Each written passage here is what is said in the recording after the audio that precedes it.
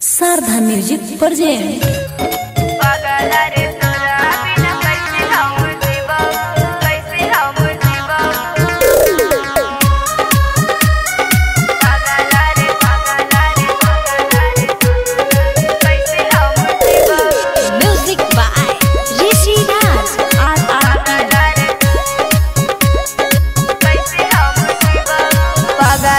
तोरा बिना कैसे हम जीबऊ,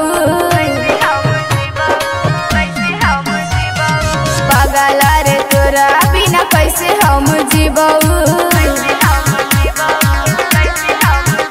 तू ही रहे अरमान मोरे दिल के भगवान, तू ही रहे अरमान मोरे दिल के भगवान।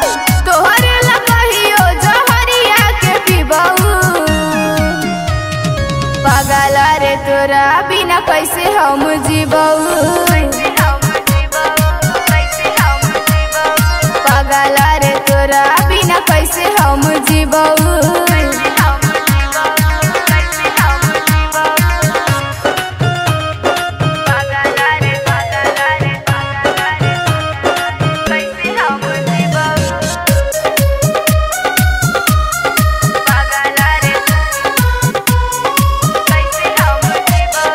अपना तू दिल से हटाई दिहले, प्यार के मतलब बताई दिहले, प्यार के मतलब बताई दिहले। अपना तू दिल से हटाई दिहले, प्यार के मतलब बताई दिहले। तोहरा ला सुन हम कुछ कर लेबऊ, पागला रे तोरा बिना कैसे हम जीबऊ, पागला रे तोरा बिना कैसे हम जीबऊ।